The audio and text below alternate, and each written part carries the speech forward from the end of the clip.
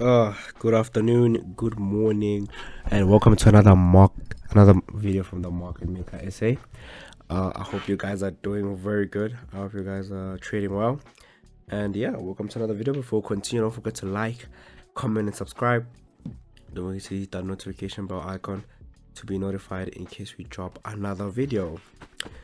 Today we have a very interesting video, or a very interesting video, if I should say so myself.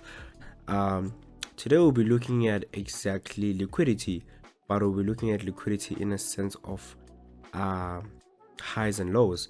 We'll be basically trying to understand the importance of our intended high and lows, or our intended liquidity highs or liquidity lows, or as other people call them, the external liquidity, the external liquidity points of the market or price.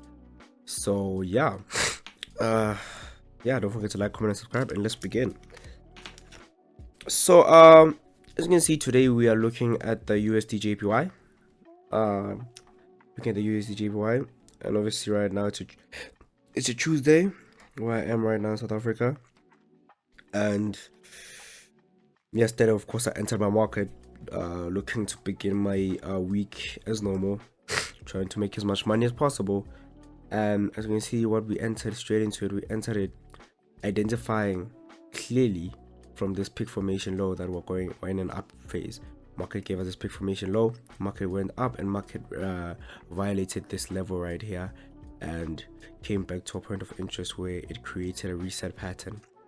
As you can see right now, market then settled into that peak formation low even further, and of course thus began our week, of course, in these areas. excuse me for that. Now, as you can see, what we then identified, we then had to identify exactly how we're going to pinpoint exactly how we're going to enter this market, how we're going to take advantage of it. And immediately what we then identified this peak formation low, first leg, second leg, W formation, coupled with, of course, our break of structure. As you can see right there, we had our break of structure there, but we had this initial break of structure that confirmed our market structure shift. And as you can see, what happened then, we only had, or what I, in my opinion, of course, once you've identified your break of structure or your change of character or your market structure shift, you start looking for your points of interest. And I'm not gonna lie, the only point of interest I could identify was this order block right here, a rally-based rally. Market coming back, market, as you can see, left there with a bit of what's the word am I looking for? Volume going away, coming back to these areas. As you can see on the H2, we have a down candle order block there too. So then instantly, once I identify that order block, then the next thing that I had to pinpoint was exactly where was I going to target my trades if of course market came into my favorable point of interest. Where was I going to then target price, or where was I going to basically like market price to hit, which in my opinion is the main purpose of this video today, which is our highs and our lows, or our liquidity highs, our liquidity lows.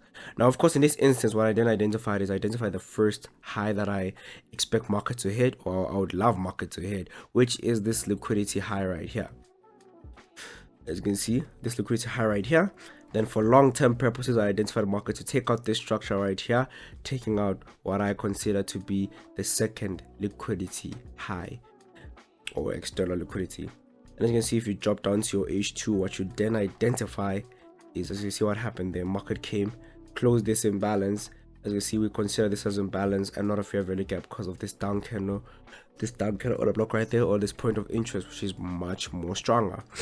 So you can see what market did here. Market then retraced back, not in our point of interest, then rised up, taking out this point of interest. Not this point of interest, this our first liquidity high, which was very not strange, but at the same time, it's not something that I would be angry about. You see market had to come back, take out all the liquidity that was there from people who were selling or from people who were trying to buy from that area, trying to buy, who felt they were getting left out of the trade. So market took them out, or touched them out, if I could say, coming back into the range again. You can see what we have right now. We have what we call our external liquidities, our mini external liquidities, because we have external liquidity high, external liquidity low, and the internal liquidity, which is inside. So that, of course, in this area, what we then expect market to do is, number one, we expect a lot of people to expect market to move from this area going up. As you can see right there with that fair value gap that I'm putting up, a lot of people will be thinking this is where market is going to shoot up. This is where that's the most important point of interest. The swing has already been completed, but as you can see right now, in terms of what we are looking for, market has not entered into our favorable point of interest, as you can see in this area right here. So what we would expect market to then do, which is very, very, very important, or for us to then take this trade, we expect market to take out this, of course, this liquidity low right here. Take out this liquidity low, take out that point of interest, and of course take out all those people who intended or already put their orders in there. Take them out, coming into our point of interest, our favorable point of interest, coming into it, and of course taking out most importantly this new liquidity high or this new high that market created, taking it out as well, and market coming to the point of interest right there, order block rally based rally with a down candle order block, taking out external liquidity 1, external liquidity 2, and hopefully external liquidity 3. So in this instance, if you're looking for a way for you to apply this to your trading, it's basically in 3 simple steps. You identify where the trend is going. You identify your change of character. Your change of character then indicates you where exactly the market is going. You start looking for your points of interest. So your point of interest, your POI, of course, depending on your premium or discount zone as well. Very, very important. You can see in this instance, market is in the premium zone, so it's too expensive to buy.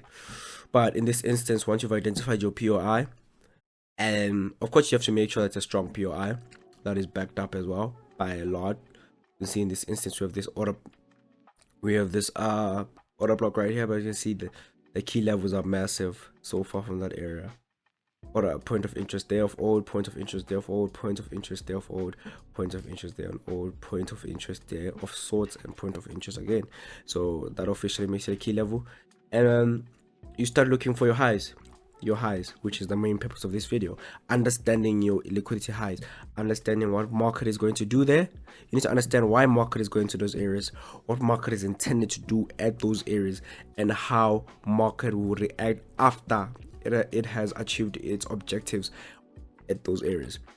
Now once market has done that, of course, then hopefully by that time you would have taken what I tried to give in this video, and you would have been in money right now, with your take profit being either 1, 2, or 3. Best part about highs, you can use them as take profit as well. You don't really have to be in the market for too long. Just collect your bag and leave. So yeah guys, thank you guys for watching the video. Don't forget to like, comment, and subscribe. Don't forget to hit that notification bell icon to be notified in case we drop another video. We're gonna be very, very consistent from here on out. I guarantee you, that's a promise. But yeah guys, thank you guys for watching, and peace.